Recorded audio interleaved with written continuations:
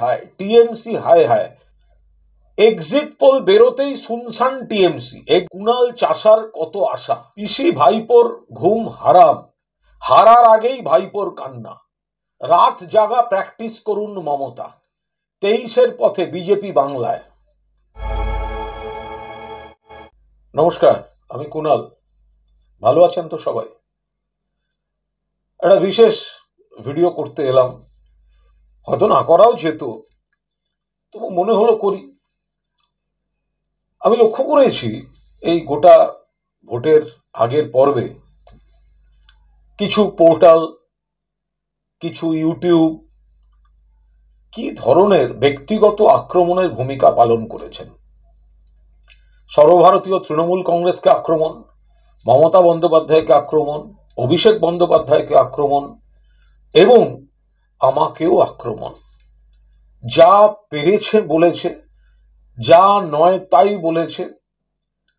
এবং আমি মিডিয়া এবং সোশ্যাল মিডিয়ার প্রতি পূর্ণ আস্থা জানিয়েও বলছি, এই কয়েকজন ইউটিউবার বা এই কয়েকটি পোর্টালের জন্য সোশ্যাল মিডিয়ায় যারা পারফর্ম করেন, একটা বিকল্প স্রোত হিসেবে আসছে, তাদের ক্রেডিবিলিটি কোয়েশ্চেনেবল হয়ে যাচ্ছে।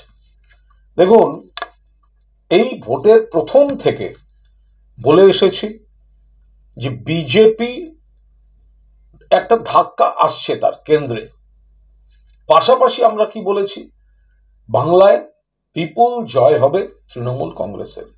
এবং আমি কুণাল ঘোষ ব্যক্তিগতভাবে, সাংবাদিক হিসেবে বলুন বা তৃণমূল কংগ্রেসের একজন কর্মী সমর্থক হিসেবে বলুন, মানুষকে যা স্টাডি করেছি আমি পরিষ্কার বলেছি 30 থেকে 35। কি ধরনের সব ভাষা, আমি তাদের কি নাম নেব বলুন? হয়তো বয়সে তার মধ্যে দু একজন আমার থেকে বড়। একজন একের পর এক যে ভিডিও, একের পর এক যে প্যাকেজ তারা করেন, কি কি ভাষা। তারা একজন বলতে আরম্ভ করলেন, টিএমসি হায় হায়, টিএমসি হায় হায়, দেখুন এক রিপোর্টে। এটা নাকি সাংবাদিকতা। টোপাকুল বলছিল যে টিএমসি হায় হায়। এক্সিট পোল বেরোতেই শুনশান টিএমসি, এক্সিট পোল বেরোতেই শুনশান টিএমসি। ভাবুন, আমি বলেছিলাম মোদি ধাক্কা খাবেন, তার উত্তর এলো কুণাল চাষার কত আশা, কুণাল চাষার কত আশা, বলছে টোপাকুল। পিসি ভাইপোর ঘুম হারাম, কে বলছে? টোপাকুল। এরা কি ভাবে যে এদের এই জোকারি দেখে কিছু লাইক হয় বলে মানুষকে এরা প্রভাবিত করছে, নাকি মানুষের মনের কথা বলতে পারছে? সন্ময় বাবু সারা জীবন আনন্দবাজারে কাজ করেছেন, কিন্তু আনন্দবাজার কর্তৃপক্ষ তাকে সাংবাদিকতা করতে দেননি, কারণ তিনি সাংবাদিকতার অনুপযুক্ত বলে দেননি। নইলে কাউকে মিডিয়া হাউসে কাজ করে সাংবাদিকতার কাজ করতে দেওয়া হয়নি। হাতে খেলনা পেয়ে গেছেন, ফোন পেয়ে গেছেন। হারার আগেই ভাইপোর কান্না, হারার আগেই ভাইপোর কান্না, রাত জাগা প্র্যাকটিস করুন মমতা। বাংলায় বিজেপি 25 থেকে 26, 23-এর পথে বিজেপি বাংলায়। কে বলছেন? সন্ময়দা, বয়সে সিনিয়র, অসভ্যের মতো তো কোনো কমেন্ট করতে পারি না, উনি যাই বলুন।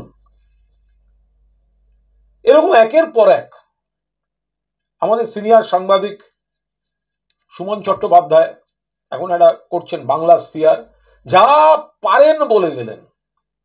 সুমন, এই বয়সে কোথাও তো একটা থামতে হয়, একটা রিজনেবল হতে হয়। অর্কপ্রভ সরকার দীর্ঘদিন করেছে সাংবাদিকতা, পাগলামি করলো, মানে একেবারে নিজেদের ক্রেডিবিলিটি সর্বনাশ করার সমস্ত রকম আয়োজন। নইলে কেউ এই জিনিসগুলো ভোটের মুখে, এ তো কয়েকদিনের মধ্যে কৈফিয়ত দিতে হবে মানুষকে। বাংলা এবার বিজেপি ক্লিন সুইপ করবে, ক্লিন সুইপ। ভাগ তৃণমূল ভাগ, খাদের কিনারায় দাঁড়িয়ে আছে তৃণমূল। ভাবতে পারেন এরা কি করবে? আরো আছে, কে দানব, কে কঙ্গো টিভি, এরকম সব নানা রকম নাম। দেখুন, সোশ্যাল মিডিয়া আইটির যুগে বাড়া ভালো, ইউটিউব ভালো, পোর্টাল ভালো, কিন্তু তার যদি এইভাবে অপব্যবহার হতে থাকে, যারা মানুষের মন বুঝতে পারেন না, যারা খবরের অ্যাঙ্গেল ধরতে পারেন না, এটা কি হচ্ছে? এর মধ্যে আমি নিশ্চয়ই কাউকে উত্তর দিতে পারতাম। শফিকুল মাঝে একটু আমি রসিকতা করার নামটা নিয়ে করলাম, ও আমাকে চাষা টাসা বলেছে। যে আমি কি বলি, আমি বলেছি দিল্লিতে বিজেপির ধাক্কা হতে পারে আর এই রাজ্যে তৃণমূল প্রচুর 30+ সিট পাবে। আমাকে বলে দিল কুণাল চাষা। কি বলবো, তাও আমি বলি ও একটা চেষ্টা চরিত্র করছে, একটা সবকিছুর একটা ভারসাম্য থাকবে তো। 2011 সালের পরিবর্তনের নির্বাচন, তার আগের এই সংবাদ প্রতিদিনে বলুন বা অন্য একটি চ্যানেল, কাগজ ইত্যাদি, আমি বা আমার সহকর্মীরা আমরাও তো বামফ্রন্ট সরকারের তীব্র বিরোধিতা করেছি। আরে তার মধ্যে যুক্তি থাকবে, তার মধ্যে ভাষা থাকবে। আমরা এমন যেটা বলবো, আমার বিশ্লেষণটা যেন মানুষের ভোটের সঙ্গে প্রতিফলিত হয়, সেটা তো হবে। নইলে আমি কি সাংবাদিকতা করছি, নইলে আমি কি সমীক্ষা করছি? আমি আমার উইশ লিস্ট মানুষের উপর চাপিয়ে দিচ্ছি, আমি এত বড় পণ্ডিত? সেদিন 11 সালে আমরা যেটা বলেছিলাম হুবহু সেটাই হয়েছিল। এই কাজ করার অভিজ্ঞতা আমার অনেক দিনের। জানেন, এই প্রতিদিন কাগজের প্রথম যে সংখ্যা বেরিয়েছিল 1992 সালের 9 আগস্ট, তাতে প্রথম বাংলা কোনো কাগজে লিখেছিলেন প্রভাত প্রতিম সাংবাদিক প্রণয় রায়। পেজ ওয়ানে অ্যাঙ্কার বেরিয়েছিল। সে লেখাটার অনুবাদও ছিল, মানে অনুবাদের দায়িত্বও ছিল আমার। আমার মনে আছে 2001 সালে, তখন আমি আজকাল পত্রিকায়, যখন তার আগে ভোট করার অভিজ্ঞতা হয়েছে, মানে পুরোদস্তুর ভোট সাংবাদিকতায় আসার পরেই করার অভিজ্ঞতা হয়েছে, তখন অনেক জুনিয়র, আরেকটু সচেতন হওয়ার পর 96 সালের ভোট খুব ভালোভাবে করেছি। 97-98 তো বলে বলে মিলিয়ে দিয়েছিলাম। মমতা বন্দ্যোপাধ্যায় তৃণমূল কংগ্রেস জন্ম নিলে ভোট পার্সেন্টেজে সফল হবে, তথ্য পরিসংখ্যান বলছে, সব মিলিয়ে দিয়েছিলাম। মমতাদি তারপর একটা সুন্দর লিখে দিয়েছিলেন, থ্যাংক ইউ কুণাল। রেজাল্ট বেরোনোর পর দেখা গেছিল আমি যা হিসাব ছেপেছিলাম সেটা পুরো মিলে গেছিল। যাই হোক, 2001 সাল, তখন আমি আজকালে, তখন সব কাগজ বলছে বামফ্রন্ট সরকার পড়ে যাচ্ছে এবং তৃণমূল কংগ্রেস জোট ক্ষমতায় আসছে। সান্ধ্য আজকালের দায়িত্বে ছিলাম, সান্ধ্য আজকালে লিড করেছিলাম। বামফ্রন্ট অন্তত 188 মানুষের সঙ্গে মিশে, এবং সেটা মিলেছিল। পরবর্তীকালে কাছ থেকে দেখার সুযোগ হয়েছে, করতে করতে এলো পরিবর্তনের ওয়েব, মানুষকে বোঝার চেষ্টা করেছি। 2011 মিলল, 2016 আবার একটা রব উঠলো, জোট ক্ষমতায় আসছে, তৃণমূল হেরে যাচ্ছে। তার আগে নারদা সব হয়ে গিয়েছে, ঠিক ভোটের মুখে স্টিং অপারেশন। আমি তখন কাস্টাডিতে, জেলে, কোর্ট থেকে আমায় বের করা হচ্ছিল। সাংবাদিক বন্ধুরা জানতে চাইলেন কি কমেন্ট, কি হবে, সরকার তো উল্টাচ্ছে। আমি বলছিলাম সরকার উল্টাচ্ছে না, আমি যদি বাংলাকে এতটুকু বুঝে থাকি তখন তো আমি পুরো ঘুরতে পারছি না, আমি বন্দি। তার সেই জগতে সকলের সঙ্গে কথা বলছি, কাগজ পড়ছি, টিভি দেখছি, নিজের মতো করে সিট ওয়াইজ অ্যানালিসিস করছি। আমি ওই বিচার ভবনের সামনে দাঁড়িয়ে সাংবাদিকদের বলেছিলাম তৃণমূল বিপুলভাবে ক্ষমতায় ফিরবে এবং 200-র বেশি আসন নিয়ে ক্ষমতায় ফিরবে। তৃণমূল কংগ্রেস ক্ষমতায় ফিরেছিল। 21 সালে যখন গেল রব, তখনও বলে বলে মিলিয়েছি। তার মানে এই নয় যে কোনোদিন আবার ভুল হবে না, কিন্তু চেষ্টা করি আগে নিজে সিদ্ধান্ত নিয়ে সেটা দর্শক বা পাঠকের উপর চাপিয়ে না দিতে। আমি কি চাইছি বড় কথা নয়, মানুষ কি চাইছেন সেটা বুঝে আমি যদি অ্যানালিসিসটা দিই, তাহলে রায়ের সঙ্গে মিলবে, তাহলে আমি অন্তত মুখ দেখাতে পারবো। এই যে সন্ময় বন্দ্যোপাধ্যায়, শফিকুল ইসলাম, সুমন চট্টোপাধ্যায়, মানব বা যারা এসব করেন ভালো কাজ করেন, কি আছে, সবাই করবেন, সবার সঙ্গে সবাই একমত হবে, বিরোধী কণ্ঠ থাকবে, কিন্তু বিরোধীর মধ্যে তো যুক্তি থাকবে। সাংবাদিক বা ইউটিউবার হিসেবে ব্যর্থ হয়ে লাভ কি? আমি যেটা বলছি সেটা মিলছে না, বোঝার কোথাও একটা ভুল হচ্ছে। কোনো একটা অন্যায় ঘটনা ঘটলো, সেটা নিয়ে তুলকালাম করতে করতে সরকার কেন থাকবে? ভুল। সেই ইস্যুতে যদি এত পার্সেন্ট মানুষ বিরুদ্ধেও হয়, সামগ্রিকতায় সেই ইস্যুর কতটা প্রভাব পড়ছে, আর যে মানুষ সেই জিনিসটাকে খারাপ বলছেন সেই মানুষ আর কে ভালো বলছেন, এইটা যতক্ষণ না আমরা সামগ্রিকতার অনুপাতে বিচার করতে পারবো ততক্ষণ মিলবে না, এই সস্তা জিনিস হয়ে যাবে। আমি ইউটিউবার বা পোর্টালদের সমর্থক। বিশ্ব বাংলা সংবাদও খুব ভালো কাজ করে চলেছে, খুব ভালো কাজ করে চলেছে। সংবাদ প্রতিদিন ডিজিটাল ভালো কাজ করছে, সব কাগজেরই এখন আছে, আনন্দবাজার, অনলাইন, আজকাল, বর্তমান সবাই করে ফেলেছে এই সময়। আজকের কাগজে প্রতিদিন আমি খুব গুছিয়ে লিখেছি 29-এর রহস্য। কেন 29, কোন কোন ফ্যাক্টরে 29, এইটা যদি কেউ আগে থেকে স্টাডি করতেন তাহলে ভোটের আগে কেউ তৃণমূল ভাগ বলে না। এটা কোন বিশেষজ্ঞ, এরা কারা বিশেষজ্ঞ যে টিভিতে এক্সিট পোল দেখাচ্ছে আর সেটা দেখে শফিকুল বলে দিল ওটা দেখেই এক্সিট পোল দেখে তৃণমূল ফাঁকা হয়ে গেল, আর এক্সিট পোল দেখার পর বাঘের বাচ্চার মতো দাঁড়িয়ে বলেছি ওটা ভুল, 30+ হতে চলেছে। এইটা তো হবে সাংবাদিকতা, এইটা তো হবে সমীক্ষা, এইটা হবে মানুষের সঙ্গে মেশা।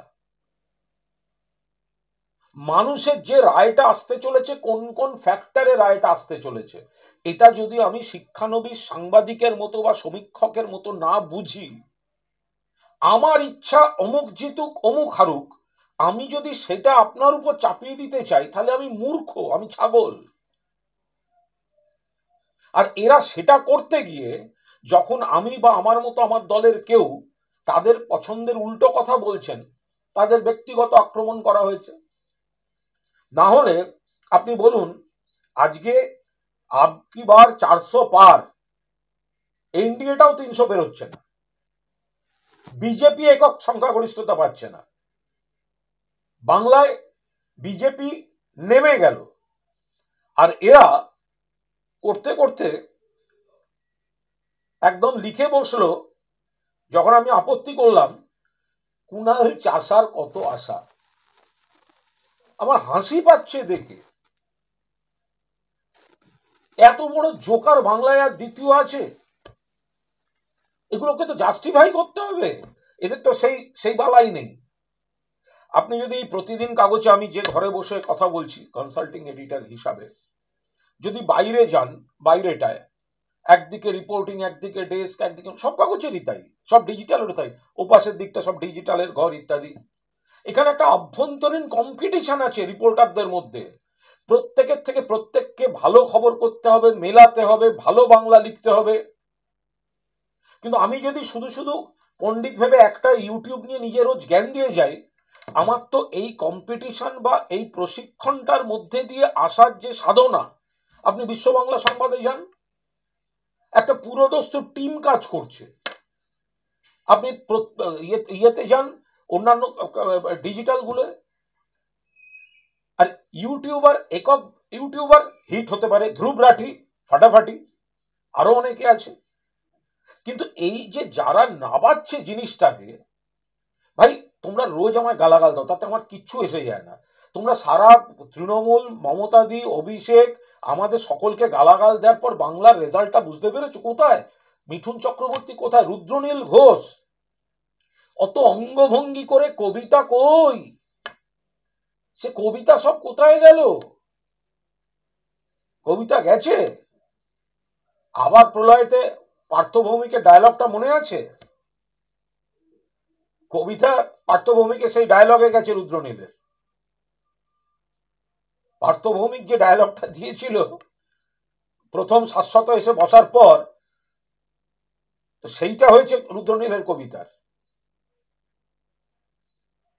এখন আমি শুধু অনুরোধ করব যে দেখুন, কোন দলের সাফল্য হবে, কোন দলের অতটা সাফল্য হবে না, কোন দলের ব্যর্থতা হবে, যেমন সিপিএম ব্যর্থ, বিজেপি ধাক্কা খেয়ে গেছে, বাংলায় কমে গেছে। কিন্তু এই সংবাদ মাধ্যমটা সবাই সবার লাইনে চলুন, তাতেও কোনো আপত্তি নেই। সকলকে এক কথা বলতে হবে, হবে না। কিন্তু সেটা করতে গিয়ে বাস্তব থেকে সরে এই সংবাদ মাধ্যমের ব্যবস্থাটাকে একটা হাস্যকর পর্যায়ে নিয়ে চলে যাওয়া, সেটা করবেন না। আমি সাংবাদিকতা থেকে রাজনীতিতে চলে এসেছি, হয়তো আমার পুরোদস্তুর সাংবাদিকতা করার একটা পরিকল্পনাও আছে, কিন্তু তাতেও যদি আমি মানুষকে স্টাডি করার ক্ষমতা থেকে সরে গিয়ে কিছু করতে যাই, তাহলে তো আমার সাংবাদিক সত্তা বা রাজনৈতিক সত্তা দুটোরই কোনো মূল্য নেই। বরং আমার রাজনৈতিক সত্তায় আমি ঘুরে ঘুরে যখন বক্তৃতা করি, আমি যখন মানুষের সাড়া দেখি, মানুষের চোখে চোখ রেখি, মানুষের আগ্রহ দেখি, দূরের বারান্দা দেখি, ওপাশের জানলা দেখি, তাতে আমার সাংবাদিক সত্তা সমৃদ্ধ হয় যে অ্যাকচুয়ালি মানুষের প্রতিক্রিয়াটা কোন ইস্যুতে কি ঘটছে। তা না করতে গিয়ে এরা সব একটা কঙ্গ টিভি, আরে বাংলা বলতে পারে না এখনো ভালো করে, এত এত এত সস্তা, এত সহজ সাংবাদিকতাটা। শুধু চারটে তৃণমূল বিরোধী লোককে, দু একজন নাম করা দু চারটে চারানা নকুল দানা, সেগুলোকে বসিয়ে তৃণমূল, মমতাদি, অভিষেক, আমি বা আমার মতো কোনো কাউ সহকর্মী, তাদের বাপ বাপান্ত করা ছাড়া এদের কোনো কাজ নেই। বাংলাটা উচ্চারণ করতে পারে না এখন। ক্যামেরা, এই যে আমি আপনার সঙ্গে কথা বলছি ক্যামেরায় লুক দিয়ে, আপনি আমার আইবলটা দেখছেন চোখ দিয়ে, আপনি এদের অনেকের দেখবেন এখনো আইবলটা ক্যামেরায় আইবল রাখার খেলা শেখেনি। হাত কোথায় রাখবে ভেবে পায় না, জিভ দাঁতে লেগে হোঁচট খেয়ে যায়, কোথার থেকে পৃষ্ঠপোষকতা পায় একটা লাইন নিয়ে গালাগাল দিতে নেমে পড়ে। এক্সিট পোল, আজ তো কথা উঠবেই। এই যে তদন্তের দাবি, এক্সিট পোলের শেয়ার বাজারটাকে চাঙ্গা করে দেওয়া হলো, তারপর পড়লো হাজার হাজার কোটি টাকার খেলা হয়ে বেরিয়ে গেল।